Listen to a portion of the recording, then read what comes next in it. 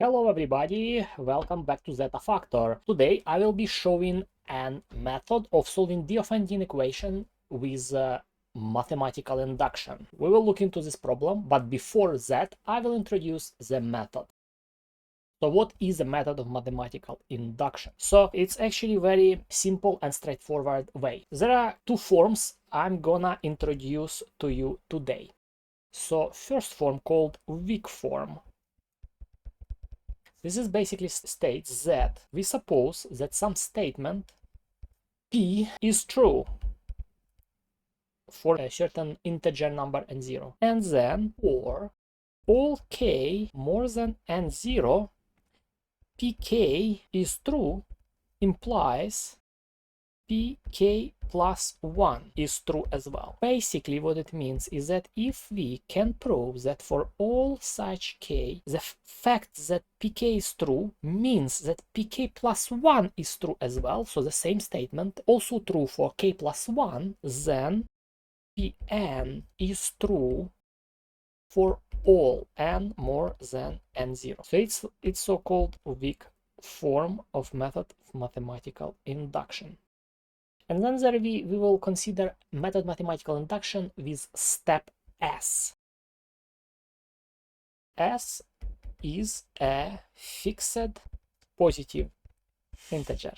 Then suppose that P from n0, P from n0 plus 1, etc., P n0 plus S minus 1 are true. And for all k more than n0, pm is true for all m such as n0 less than m and less than k implies that pk plus 1 is true. Basically, if we can prove that if pm true for every such m between n0 and k, using the fact that these s statements are true, then this means that Pn is true for all n more than n0. And this is basically the more broader version of a statement of a method mathematical induction. So here we will take step from k to k plus 1. Here we take step from set of statements, s statements of truths on variables n0, n0 plus 1, etc. till n0 plus s minus 1, and then if we make shift that it implies truthfulness for k plus 1, this would mean that the statement is actually true for all of n. Now we'll show how to apply method of mathematical induction to our problem. So for our problem, we need to prove that for all positive integers n, the equation x squared plus xy plus y squared equals 7 part of n is solvable in integers. To prove that, we will use proof with step S, and for that we will actually consider two cases. We consider a case where n equals 1. For n equals 1, we have following Diophantine equation: x squared plus xy plus y squared equals 7. It's clear that if x equals 1 and y equals 2, those are solutions. So 1, 2 is a solution for n equals 1. And then let's consider n equals 2.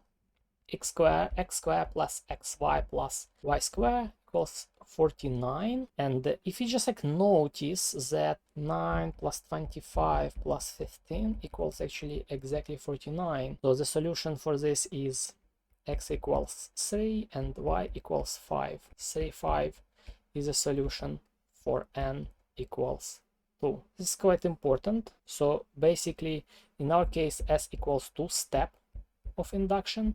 So we using this fact that we have solutions for first n, we need to prove that by having solutions, we will use method mathematical induction, and then we will find a way how from xn, xn, yn, we can construct solution xn plus 2, yn plus 2, which is actually very simple. So basically xn plus 2 mark as x 7xn, yn plus 2 map as 7yn, In this case, we will have xn plus 2 square plus xn plus 2 yn plus 2 plus yn plus 2 square equals.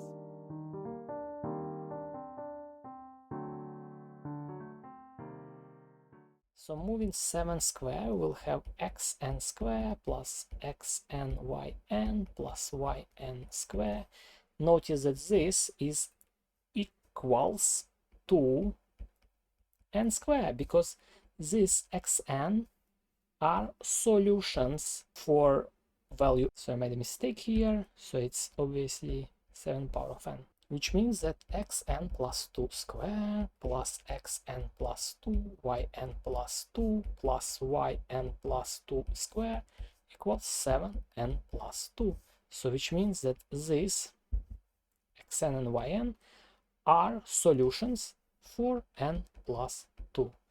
By following the method of mathematical induction with step 2, it makes it clear that for every n we can always find a solution using this method. So for example, it's clearly that we can find solution x3 y3 by basically taking solution for x1 and y1 and multiply it by 7. Should give us 7 and 14. x4 y4, same would be 7x2 7y2, which would be multiplying this by 7 and 35, and so on and so forth. This is the end of the problem. Thank you for tuning in to the Zeta Factor today.